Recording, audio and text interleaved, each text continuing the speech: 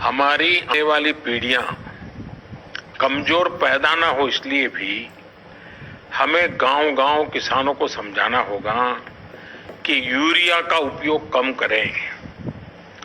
Urea के कारण बहुत बड़े संकट आ रहे हैं। यूरिया से हमारी मिट्टी, हमारे जल, उस पर बहुत विपरीत असर होता है। और इसलिए पल्लवी जी, आप जैसे प्रधान गांव वालों को समझाए कि भाई अब गांव में पहले अगर 10 थैली आता था यूरिया तो अब 5 थैली आएगा, पहले 100 थैली आता था तो 50 थैली आएगा, हम आधा कर देंगे। आप देखिए पैसा भी बचेगा और ये हमारी धरती माता भी बचेगी। तो मैं चाहूंगा कि जब पंजाब के किसानों से बात हो रही है और पल्लवी जैसे प्रधान से बात हो रही है, तो मुझे पक्का विश्वास है कि आप ये काम करोगी और मेरी तरफ से आपको बहुत बधाई, बहुत शुभकामनाएं।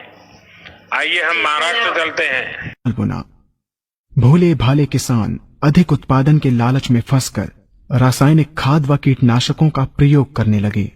बैलों की जगह ट्रैक्टर से जुताई होने लगी। शुरुआत में कम रासायनिक खादों के प्रयोग से अधिक उत्पादन हुआ। धीरे धीरे रासायनिक खादों के प्रयोग के कारण भूमि की उर्वरा शक्ति क्षीण होने लगी, जिसकी वजह से उत्पादन घटने लगा तथा फसलें कमजोर होने लगी। फसलों के कमजोर होने के कारण उनमें रोग व कीट लगने लगे। रोग व कीटों से फसल की सुरक्षा के लिए और अधिक कीटनाशकों का प्रयोग होने लगा। एक तरफ ज्यादा उत्पादन के लिए अधिक रासायनिक खादों का प्रयोग होने लगा, वहीं दूसरी तरफ फसलों को रोग व कीटों से बचाने के लिए अधिक विषाक्त कीटनाशकों का प्रयोग बढ़ गया, जिसके कारण उत्पादन लागत बढ़ी और किसान को लाभ कम होने लगा, बल्कि छोटे किसान कर्ज में डूबने लगे। धीरे धीरे भूमि की उर्वरा शक्ति क्षीण होने से भूमि बंजर होने लगी।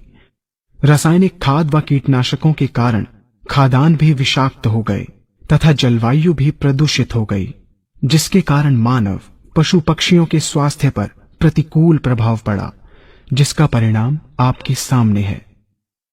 मानव स्वास्थ्य पर रासायनिक खादों के पड़ने वाले प्रभाव को आप ऐसे समझें।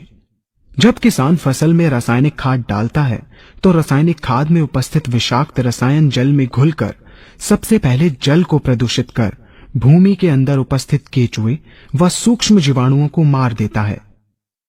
ये बात सभी किसान अच्छी तरह से जानते हैं कि केचुए व अन्य सूक्ष्म जीवाणु भूमि की उर्वरा शक्ति को बढ़ाने के लिए अति आवश्यक होते हैं।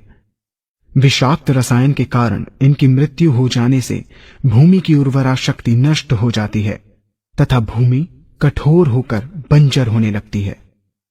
रासायनिक खादों के विषाक्त रसायन पानी के माध्यम से अन्य खनिजों के साथ फसल के अंदर पहुंचकर फसलों को विषाक्त बना देते हैं।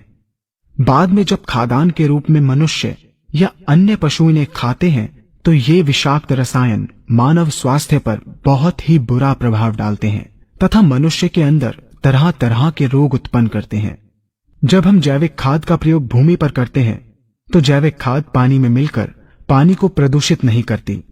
जैविक खाद भूमि के अंदर उपस्थित उर्वरा शक्ति को बढ़ाने वाले जीवाणु तथा केचुओं की संख्या को तीव्रता से बढ़ाती है, जिससे भूमि की उर्वरा शक्ति बढ़ती है तथा भूमि छिद्र युक्त एवं भुरभुरी हो जाती है, जिससे वायु और प्रकाश भूमि के अंदर गहराई तक प्रवेश करते हैं, जिसके कारण भूमि में तापमान एवं आर्द्रता का संतुलन बना रहता है और फसलें मजबूत होती हैं। जैविक खाद में विद्यमान तत्व खाद्यान्न के माध्यम से मानव व पशु पक्षियों के शरीर में पहुंचकर स्वास्थ्य लाभ पहुंचाते हैं। जैविक खादों के प्रयोग से फसलें अच्छी और मजबूत होती हैं, जिसके कारण उन पर रोगों एवं कीटों का ज्यादा प्रभाव नहीं पड़ता। यदि किसी प्राकृतिक कारणवश कीटों व रोगों का प्रभाव अगर पड़ता भी है तो गौमूत्र एवं औषधीय वनस्पतियों के घोल के छिड़काव करने से फसलों को रोग एवं कीटों से बचाया जा सकता है। गौमूत्र एवं अन्य प्राकृतिक औषधियों के मिश्रण के छिड़काव से फसलों का कम लागत में बचाव हो जाता है तथा वातावरण पर भी कोई दुष्प्रभाव नहीं पड़ता। यहाँ हम आपको तालिकाबद्ध तरीके से दोनों डाउनलोड मौज।